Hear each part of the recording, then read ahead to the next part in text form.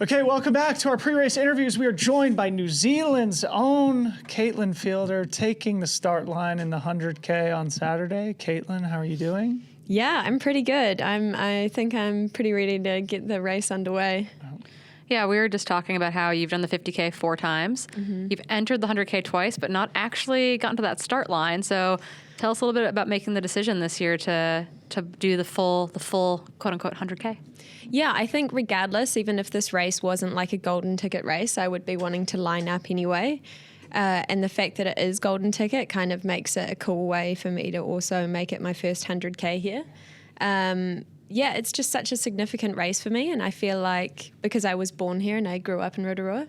So you grew up in Rotorua proper? Yeah, proper. Wow. First like 18, 19 Truly years. Truly home turf. Proper home turf. Yeah. So, yeah, it's just such a special race for me, and I feel like it's super cool to be able to experience, like 100K, and I'll have my family here, and it's just really special. So regardless of what it exactly means with the race and it being a golden ticket decider, I think I'm just stoked to be here finally. ... We'll talk about these golden tickets here in a minute. Big but before we do, let's talk about the other big news that happened for you this offseason. Major team change. You're now with the Adidas Terex crew. Talk about that, it seems like to me an inflection point moment in your career, taking a new step in a new direction. What made it the right fit? We also just commented with Dan Jones, Ruth Croft, Caitlin Fielder, Dan Jones, the 3 Kiwi sensations all on the same team. Yeah, I mean, to be honest, it was a pretty hard decision for me to make. But in the end, I kind of kept on coming back to if not now, then when? And I felt like it was just an awesome opportunity to try something new with a different team. And I tried the shoes, this Agrovich Speed Ultras, and I found them just fast shoes. And I want to be running the trails, which those shoes are just perfect for. So I want to, hopefully, if I enjoy Saturday, step it up a little bit. And it just made sense to me. I think it's easy to overthink, and I do. But in the end, I was just let's just commit and do it. Yeah, we were talking earlier, this isn't your first 100K. You've actually run CCC once a number of years ago. Yeah. And then you kind of went back down in distance. You're like, no, not for me. Yeah. Step it back. But then you also had great success at Templier in the fall. So there's some confidence maybe back for the distance. Talk a little bit about, I know family's going to be here. That's a big deal. Yeah. It's in your literally backyard, home trails. But why are we moving up in distance?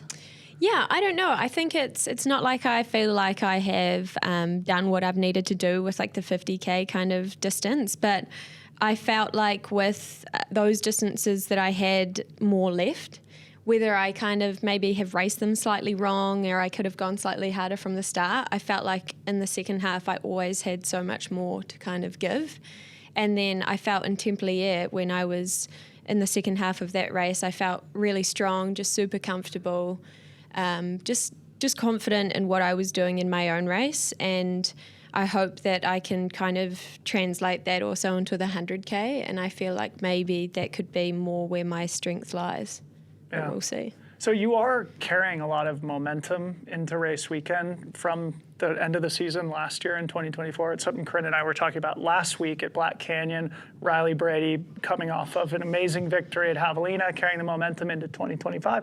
Feels to me like maybe something similar could be said for you. Obviously, you had a great race at OCC, the win at Templier, now starting your season here at Tarawera at the 100K. Maybe talk about that, the momentum that you're carrying from 2024, how it's setting you up for this season. Yeah, definitely. I mean, it's always a great confidence boost, I guess, winning a race. And especially when I was on that start line, I realised at Templier, the field that we had in the females was super strong. And so to win is obviously a huge confidence boost and probably something I needed heading into this season. But I also think that there are so many different opportunities throughout every single race. So I wouldn't want to get carried away thinking that was kind of the momentum and I'll just fly through with that. But, I've been in New Zealand for a while now and I have been running and I've been running in the heat and everything. So I think it will help in the end with Saturday because it's such a fast, runnable course. Yeah, we were actually curious kind of about being home for a while. That you technically, I think, have made, are you guys in Girona? Yeah, Andorra, technically. Okay, yeah. Andorra. Okay, so you spend a bunch of your year, obviously not here. Your race calendar is largely in Europe. So talk to us a little bit about, do you normally like come back to New Zealand for New Zealand summer, or are you generally over in Europe the full time? Yeah, so my partner and I, he's a cyclist. We live in Andorra, and I would say we live there for 9 months of the year, 10 months of the year, and we do come back like every summer, Christmas. And that's like to see the family. We don't really see them a whole lot throughout the year.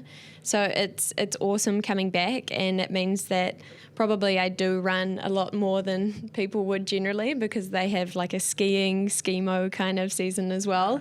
But in that as well, I cross-train quite a bit, so I'm on the bike throughout my training also.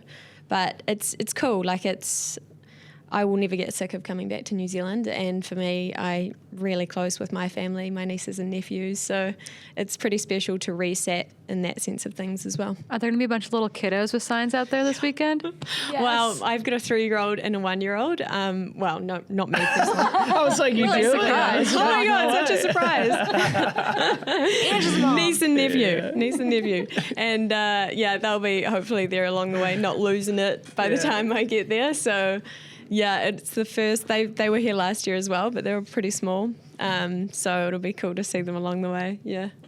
You talked about your training for a second. I was just looking at your Strava. You don't post a lot there. So tell us a little bit about like what specifically you've been doing. And I think also it'd be interesting as we talk about you sort of stepping up in distance, even though this isn't your first 100K technically. What, if anything, you're doing differently at this point in your career to sort of match that step up in distance?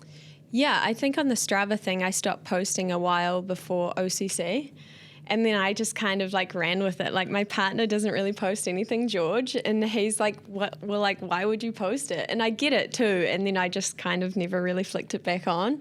And so, I don't really look into other people's trainings too much either, because I think just each to their own. So I'm a bit of like La Sombra, just the shadow in there on Strava.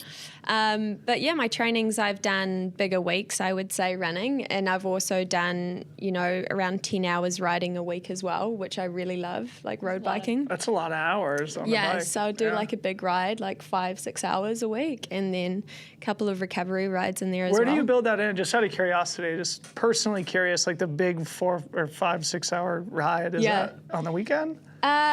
Honestly, days are irrelevant to me. Yeah. Like I don't have any relation to the weekend or weekdays, but usually a long ride for me would be after like a harder kind of longer session. And then the next day I'll piggyback off of that and have a long ride. And then like more of a recovery day following that. Interesting. But I love riding. The gears are turning. Yeah, I mean, this is like we're watching Heather Jackson do this, right? Where she's doing even like bricks still sometimes because it's like a little bit lesser on her body, where she can come right off the bike and do a little bit of a run and kind of get that fatigued sensation. So exactly. I'm like a big advocate for it, and I think like I didn't have a background in running, so I mean I've been running properly maybe like 6-7 years, and so I just see for myself personally, if I can get in really long cardio without having that same impact, then it's like a win-win for me. And then you can train properly hard, the next days. All right, I'm getting a bike. Get a bike. you sold him. Do it. I love it. Honestly, it's so good. Yeah, awesome. Well, thanks for sharing that. And I think, obviously a lot of people want to hear you talk about the race that's happening on Saturday. Right, that thing. Not just what you did last season and how your training's been going, but finally taking the start line of the 100K. Obviously, it's a golden ticket race again. So obviously we have to broach that subject with you, but talk a little bit about how you're thinking about things strategically, how you might approach the course, and whether or not you might be here explicitly for these precious golden tickets. I wouldn't say that I was here specifically for the golden ticket. This is my first golden ticket race though, so it's pretty exciting. But yeah, I think to be honest, I just want to do the 100K, finally just do the race. And the fact that it's back to the more original kind of route of Kawerau, starting there and then running around kind of Tarawera, Okataina, back to what it used to be more like, is really exciting to me as well. But obviously, I think I'm the type of person that if I got that golden ticket, I would find it hard to say no. Which is That's what Dylan wants, because we're pretty sure Dylan Yes. gets to be the one to hand out those golden tickets. I Yeah. get the honor to hand those out. So. Those big old tickets behind us. And he's going to peer pressure you. Yes. So Yeah. just I would just- I'm anticipate it. incredibly persuasive. I'm when I impressed with the people that can get it and say no, but I'm like a what if, like what if I don't get it again? Obviously I want to back myself here, Right. but so I don't know. Who knows what will happen on Saturday, but I think George, my partner, can't understand it. He was like, so you enter into 100-mile race? Like, he's like, how is that winning? He's like, you win the joy of suffering again. He's like, what? But I don't know. It's super cool, I think. And yeah, it would be amazing to line up there, but I've got to get through Saturday first. So yeah, my plan is kind of to race like I usually do, a bit like conservative, hopefully, whatever that may be at the start, even though I'm sure it'll be pretty fast. And then I want to finish like a train. Yeah, there you go. Yeah, well, I think the most we've previewed of the course is basically the final 5 kilometers. So we can Perfect. say you can run really fast on that. Yeah, But- if you're holding your breath through the sulfur. Yeah, you might also pass out and or get nauseated. pass But out, yeah. but I also know that like the first 30K for you all is going to be pretty fast, runnable terrain. And Yeah. so I guess like talking about starting conservatively, Yeah. your definition of conservative might be a little bit looser than ours. So I'm curious like how you're thinking about that, like knowing what you know about the course. Yeah, I think, like you say, it will be pretty fast. But to be honest, that's going to be the majority of the race. Like, there's no climbs in here that I think are particularly unrunnable. So I think that lends itself to make the race quite a bit more difficult as well, because you're just hammering the same muscles the whole time, and you should be keeping more or less the same speed. But yeah, I think probably there will be quite a few people going out pretty fast, and whether I feel comfortable kind of sticking with them or not will probably be something that I will go with the flow with and find out on Saturday. But I know that it will be probably maybe 4-minute pace or less, so for a wee while. Yeah, and we'll be looking over our shoulders the whole time in the 50K, trying to keep away from you all. So it'll be great. Yeah. Yeah, Corinne and I are running the 50K. No, so you guys will don't catch us, You'll okay? be through. There's no way. There's no way. We started the same time. We got a 30-mile head start. Let's hope we can hold should off. be Caitlin. okay. Sweet. Well, yeah, maybe last question for you. We've been asking everybody. It was just like, obviously, it's the beginning of the season now. This race has implications about what you might do next. Obviously, the golden ticket conversation we just had. If there's anything else you want to share about 2025, what you're inspired about this season, where your fans might be able to Yeah, see where elsewhere. are we going to find you? All, That's the, what I wanna all know. the fans out there. Yeah. outside the door waiting. No, I think I've actually re-entered into CCC, and I think I've got a lot of stuff that I need to figure out with that race that I'd quite like to try and figure out. Yeah, and I mean, to be honest, it depends a bit if I enjoy running these distances. If I don't, I have no problem with kind of stepping back down again, and maybe the longer stuff isn't particularly my thing, but I'm excited just to try out something different and see where it'll go this year. Corinne, could you imagine Tarawera, Western States, CCC for Caitlin Fielder in 2025? That would be a phenomenal That would 2025. be a calendar. Amazing. We'd be okay with that. Okay. Sweet. Not like making you like sign anything right now, but we'd be right. okay with that. Caitlin Fielder, thank you for coming in the studio. Good luck Thank you on guys. Saturday. Thank you for having me. Good luck for you too as well. Thanks. We'll need it.